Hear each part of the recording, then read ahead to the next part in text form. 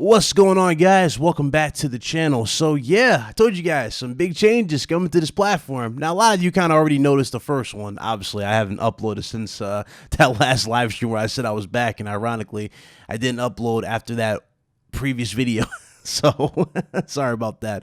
Your boy wasn't feeling so good, and on top of all that, I had a few other things still being worked on, and I'm proud to announce that everything is done, and I'm very hyped for the future. So anyway, without further ado, let's go ahead and get into this video. This is just my thoughts, my quick little impressions of the Game Awards 2020. It was definitely a good show, but man, we definitely got to talk, man. There's definitely some surprise announcements here that I was actually intrigued by. So anyway, here's the video. Let's go ahead and start.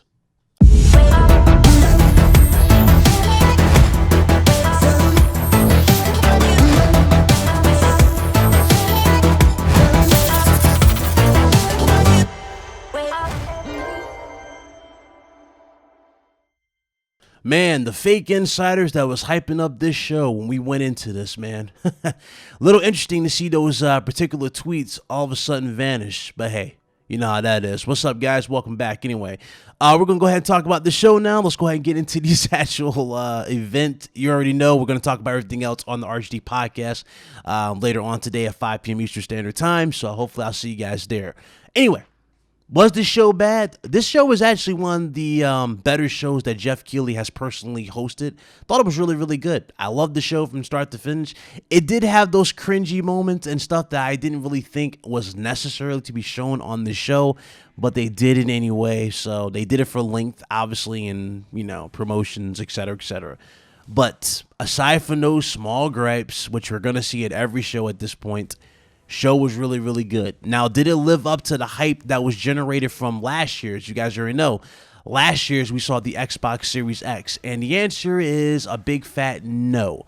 But I don't think anybody walked away from this show really feeling disappointed, as you did get some good announcements, but nothing that a lot of these dudes were hyping you up to believe. Like, for example, they were saying it was going to be jaw-dropping, right? Dudes are going to say it's fire. It's going to be this, that, and the third. I'm sitting there going, most of these announcements were pretty much meh and stuff that we kind of already knew was going to be shown later on down the road. For example, Perfect Dark has been in the industry's mouth for how long, guys?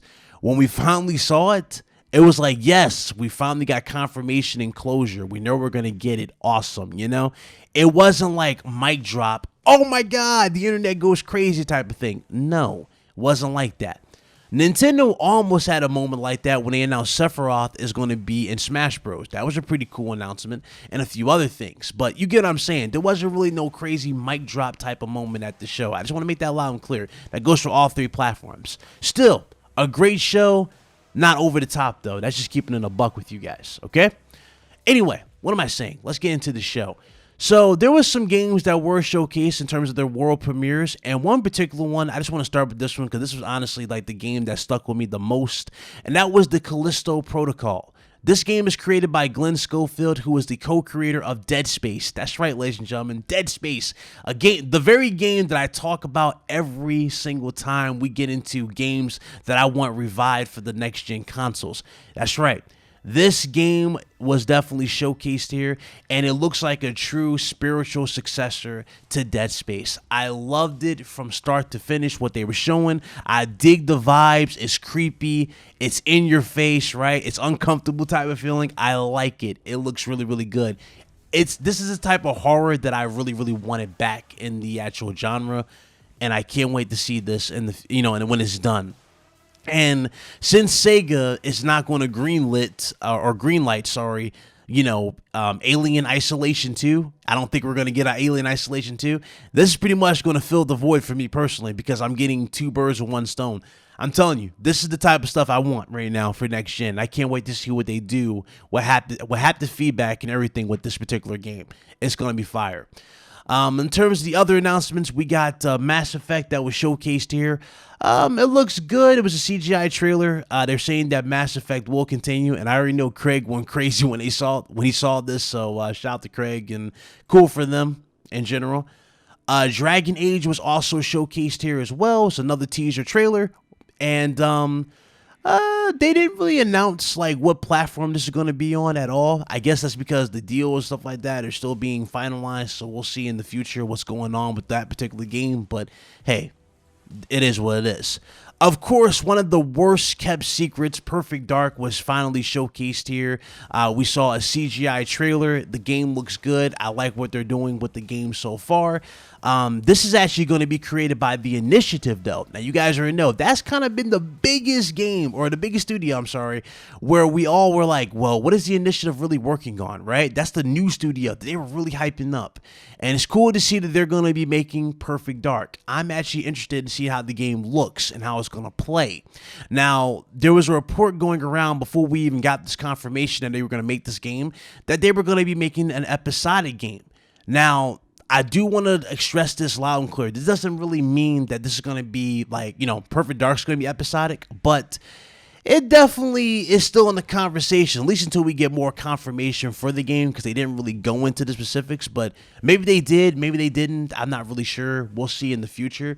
But we do know that, there were reports going around that they are making an episodic game in general. So we're going to see what's going to happen with Perfect Dark. But nonetheless, that hasn't affected my excitement for that particular game. I'm really hyped to see how that game's going to look running on Series X, and of course, what they're going to do in the future for that one. So there's that, okay? Another game that they showed, and this brought back the 360 vibes, the PS3 vibes. God, I missed that gym. Let me tell you why. Because we were arguing over games. We weren't arguing over T-flops. Let me tell you. But this particular game, Back 4 Blood, man. Oh, God. This was definitely one of the better games of the show as well. It brought back the Left 4 Dead vibes. Oh, right. I forgot. Because it's made by the same game. It's made by the same developers who made Left 4 Dead. So you pretty much have a new successor to Left 4 Dead, and it's called Back 4 Blood. And you know something? This looks like it's going to be a hell of a lot of fun. Can't wait to play this with the guys. Yes, there's going to be a beta on the 17th. If you guys want to sign up, definitely go ahead and go sign up for that beta. I think you have to go to the website for, Back 4 Blood. So go ahead and do that so you can get your hands on that beta. I am looking forward to playing that in general. Okay? So those are the announcements. Now let's get into the actual awards itself. This is where Sony pretty much dominated the actual awards. You might as well have called this the PlayStation Awards, because Sony literally was on another level. Now, let's start with the one game. Well, let's start with the odd one out, I guess you can say, right? And that was Ghost of Tsushima. Ghost of Tsushima, I thought was going to at least win Game of the Year, but they won one award. They won Best Art Direction, which was definitely deserving. Fantastic game. Ghost of Tsushima is fantastic.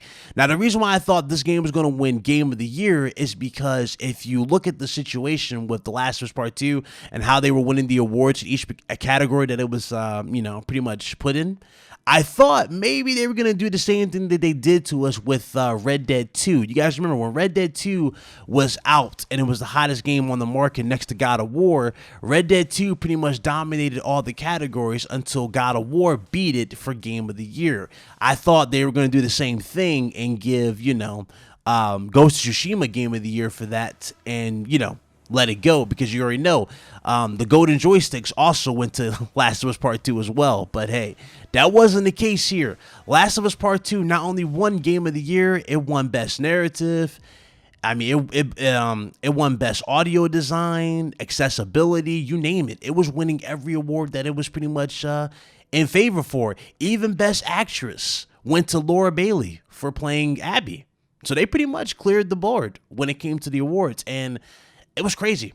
Crazy. Now, Twitter is not going to be the same, that's for sure. Twitter is going to be interesting in the longer run, but hey, I know how that's going to be. Like I said before, when I reviewed Last of Us Part 2, for those of you, spoiler alert, I gave that game an 8 out of 10. Thought the game was fantastic for what it does in the gameplay, sound design, all that stuff. I just didn't like the second half of the story. I thought the second half of the story felt rushed in some areas and just wasn't really as well put together in terms of like longevity's sake when it comes to this particular franchise. Well, when it comes to this particular game, leading it into becoming a franchise. Let's be real here. I don't think this is going to be the last of Us. I think they want to make another one and try to prolong it even further. So you know how that is. I mean, a lot of people thought we were done with Uncharted 3 when we saw Nathan Drake and Elena get married. You guys remember that? Where he pretty much, found his wedding ring and all that stuff. Yep, not the case. So, you know how that is. But anyway, overall, great show. I enjoyed it. I had fun. And it was definitely not too bad. Nonetheless, it was a pretty good show. Let me know what you guys think in the comment section below. Did you guys enjoy it? Did you at least have fun with the show at least? I'm definitely interested to hear you guys' opinions. And I will see you guys later on today for the RGD podcast. So you guys be blessed. Y'all be easy. And I am most certainly signing out. Appreciate you guys for watching. You guys be good.